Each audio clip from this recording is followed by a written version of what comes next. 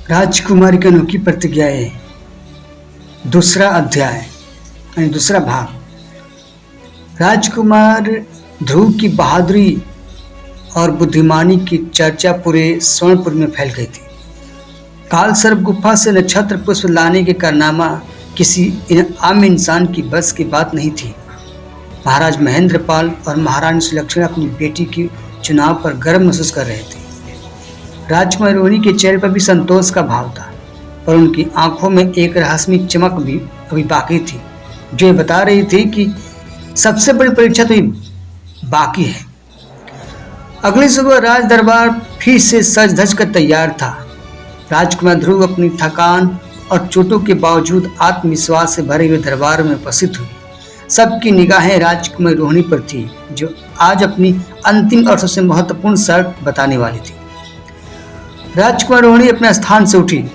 उनकी आवाज में एक अनोखी शांति और गंभीरता थी। राजकुमार ध्रुव, उन्होंने कहना शुरू किया, आपने अपनी बुद्धिमानी और बहादुरी का परिचय देकर हम सभी को प्रभावित किया है। आपने साबित किया है कि आप किसी भी चुनौती का सामना करने की क्षमता रखते हैं, परंतु एक राजा और एक पति के लिए केवल बुद्धि और बहादुरी ही काफी नहीं होती। उसके दिल में दया, करुणा, धीरज और दूसरों की समझने की भावना भी होनी चाहिए। सभा में सन्नाटा छा गया। हर कोई ध्यान से राजकुमारी की बातें सुन रहा था। इसलिए मेरी तीसरी और अंतिम शर्त, राजकुमारी अपनी बात जारी रखी, इन गुणों की परीक्षा लेंगी। यह शर्त न तो किसी पहेली को सुलझाने की है, नहीं किसी खतरनाक जगह से कुछ लाने की। यह शर्त है मेरे राज्य की किसी एक ऐसे व्यक्ति के चेहरे पर सच्ची दिल से निकली मुस्कान लाने की, जो सचमुच दुखी हो, परेशान हो या जिसे किसी चीज की बहुत ज्यादा जरूरत हो। आपको यह काम अगले 7 दिनों के अंदर करना होगा, लेकिन इसमें भी कुछ और भी शर्तें हैं। ध्रुव ध्यान से सुन रहा था। यह शर्त पिछली 2 शर्तों से बिल्कुल अलग थी। राजकुमार ने आगे कहा, पहली बात, आप इस काम के लिए अपनी पहचान यानी अपने विजयगढ़ के राजकुमार है इसका इस्तेमाल नहीं करेंगे। दूसरी बात, आप स्वर्णपुरी के राजकोष या अपनी किसी भी धन संपत्ति का इस्तेमाल नहीं करेंगे। आपको एक आम इंसान की तरह अपनी समझ और अपने अच्छे व्यवहार से किसी के दिल को छूना होगा और उसके चेहरे पर वो सच्ची खुशी लानी होगी। जब आप ऐसा कर लेंगे तो आपको उस व्यक्ति या उसके बारे में ऐसा सबूत लाना होगा जिसे मैं मान सकूं कि आपकी कोशिश सफल रही। यह सुनकर राजकुमार ध्रुव के साथ साथ दरबार में बैठे सभी लोग चौंक गए। यह शर्त सुनने में जितना आसान लग रही थी, असल में उतनी ही मुश्किल थी। बिना अपनी पहचान बताए, बिना धन का इस्तेमाल किए, किसी दुखी इंसान के चेहरे पर सच्ची मुस्कान लाना, यह तो तलवार चलाने या पहेली सुलझाने से भी कठिन काम था। महाराज महेंद्रपाल थोड़े चिंतित हुए। बेटी, यह शर्त कुछ अजीब नहीं है। राजकुमार ध्रुव अपनी पहचान कैसे छुपाएंगे और सच्ची मुस्कान को कैसे पहचाना जाएगा? राजकुमार रोहिणी मुस्कुराई। पिताजी, यही तो परीक्षा है। राजकुमार ध्रुव को यह खुद सोचना होगा, और सच्ची मुस्कान तो दिल से निकलती है और आंखों में चमक आ जाती है। उसे कोई भी पहचान सकता है। राजकुमार ध्रुव ने एक पल के लिए सोचा। यह शर्त वाकई अनोखी थी। यह न सिर्फ उनके गुणों की परीक्षा थी, बल्कि उनके धैर्य, लोगों को समझने की क्षमता की भी परीक्षा थी। उन्होंने सिर झुकाकर कहा, राजकुमारी, मैं आपकी यह शर्त भी स्वीकार करता हूँ। मैं पूरी कोशिश करूंगा कि यह आपकी उम्मीदों पर खरा उतर सके।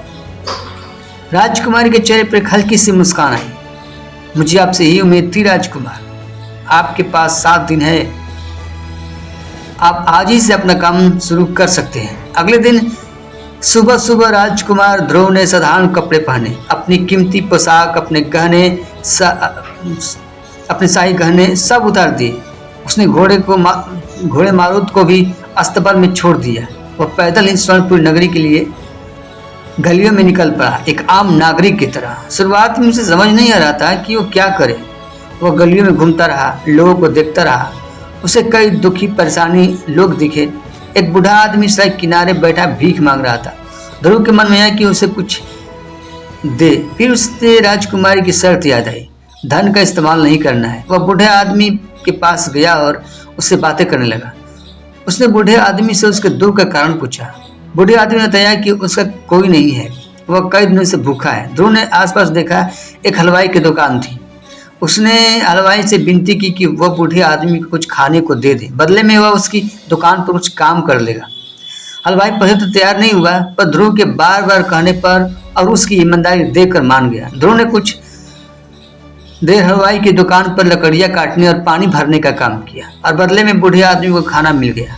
खाना खाकर बूढ़ा आदमी के चेहरे पर थोड़ा राहत आई और वह वैसी दिल से सच्ची मुस्कान नहीं निकली थी जिसकी राजकुमार ने बात की थी। वह एक जरूरत पूरी होने की संतुष्टि थी। ध्रुव आगे बढ़ा। उसने देखा कि एक छोटा सा बच्चा सड़क पर रो रहा था। उसकी माँ पास ही में मजदूरी कर रही थी और बच्चे पर ध्यान नहीं दे पा रही थी। ध्रुव बच्चे के पास गया, उसे गोद में उठाया और उसे बहलाने की कोशिश करने लगा। उसने आसपास के कुछ रंगीन पत्थर इकट्ठे किया और उनसे खेलने लगा। थोड़ी देर में बच्चा रोना भूलकर खेलने लगा और खिलखिला उठा। उसकी माँ ने दूर से देखा तो उसके चेहरे पर हल्की सी मुस्कान आ गई, पर यह भी वैसी गहरी खुशी नहीं थी। दिन बीतते जा रहे थे। ध्रुव ने कई लोगों की मदद करने की कोशिश की। उसने एक बीमार औरत के लिए पानी भरा, एक कुम्हार के साथ मिलकर उसके बर्तन बनाने में मदद की, कुछ बच्चों को कहानियां सुनाई। लोग उसकी मदद से खुश तो होते थे, उसे दुआएं भी देते थे, पर वह सच्ची मुस्कान अब भी उसे नहीं मिली थी। वह समझ गया था कि यह काम कितना मुश्किल है। किसी की तत्कालिक जरूरत पूरी कर देना और किसी के दिल को गहराई से छूकर उसे सच्ची खुशी देना, इन दोनों में बहुत फर्क था। 5 दिन बीत चुके थे। ध्रुव अब थोड़ा निराश होने लगा था। उसे लगने लगा था कि शायद वह शर्त पूरा नहीं कर पाएगा।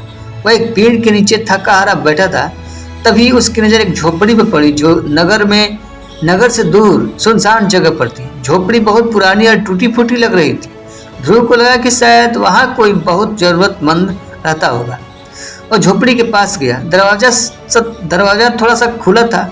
उसने हिम्मत करके आवाज लगाई, कोई अंदर है?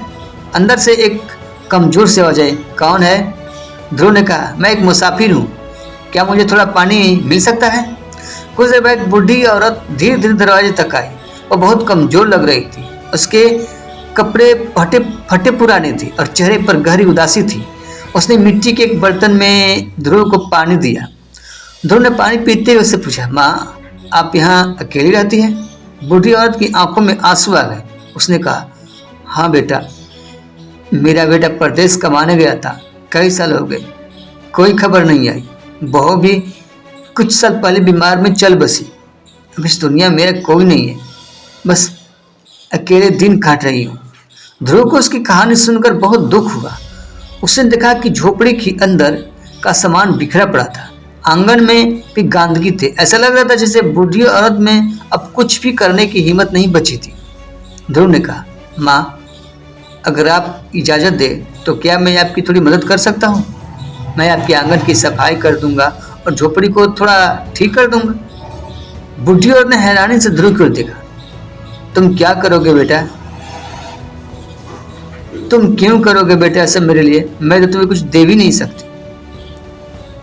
ध्रुव मुस्कुराया, माँ बस आपका आशीर्वाद चाहिए, और क्या पता किसी की मदद करके मुझे भी थोड़ी खुशी मिल जाए। अगले 2 दिनों तक ध्रुव उस बूढ़ी औरत के पास रहा। उसने पूरी झोपड़ी की सफाई की, टूटी हुई छत को ठीक किया, आंगन में उगी घास फूस काटी और एक छोटी सी क्यारी बनाकर उसमें कुछ जंगली फूल लगाए। वह बूढ़ी औरत के लिए पास के जंगल से लकड़ियाँ लाता, उसके लिए खाना बनाता और उसे खूब सारी बातें करता। वह उसे अपने बचपन की कहानियाँ सुनाता, उसे राज की बातें बताता बिना अपनी पहचान बताए, और बूढ़ी औरत भी उससे अपने बेटे की बातें बताती।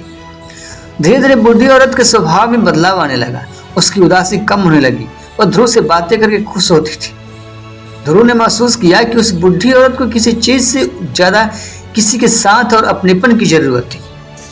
7वें दिन की सुबह जब ध्रुव ने बूढ़ी औरत के लिए गर्मा गर्म दलिया बनाया और उसे दिया, तो बूढ़ी औरत ने दलिया खाते हुए ध्रुव की ओर देखा।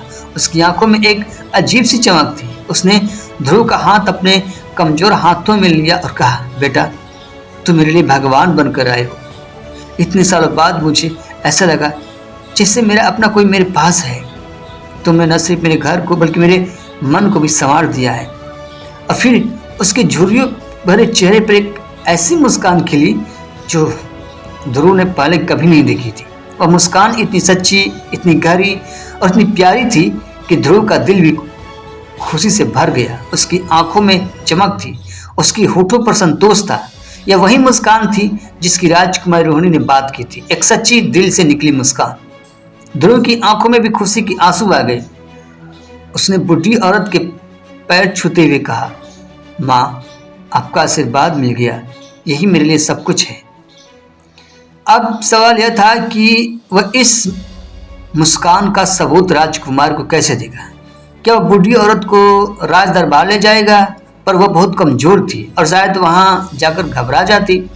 तभी बूढ़ी औरत ने कहा, बेटा, मेरे पास तुम्हें देने के लिए कुछ नहीं सिवाय एक छोटी सी चीज की। उसने अपनी साड़ी के पल्लू से एक पुराना घिसा हुआ लकड़ी का छोटा सा खिलौना निकाला, एक नन्हा सा हाथी। यह मेरे बेटे का खिलौना था, जब वह छोटा था इसी से खेलता था।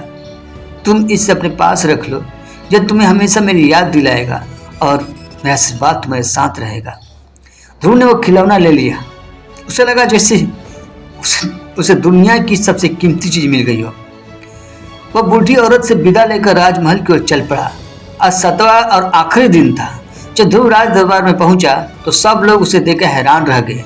उसके कपड़े साधारण थे, चेहरे पर थकान थी, पर आंखों में एक अनोखी चमक और शांति थी। महाराज महेंद्रपाल ने पूछा, राजकुमार ध्रुव, क्या आप राजकुमारी की शर्त पूरी कर पाए? ध्रुव ने आगे बढ़कर राजकुमारी रोहिणी के सामने सिर झुकाया। फिर उसने अपनी जेब से एक छोटा सा लकड़ी का हाथी निकाला और राजकुमारी के सामने रख दिया। राजकुमारी जी, ध्रुव ने कहा, यह एक बूढ़ी माँ का आशीर्वाद है। वह अकेली थी, उदास थी। मैंने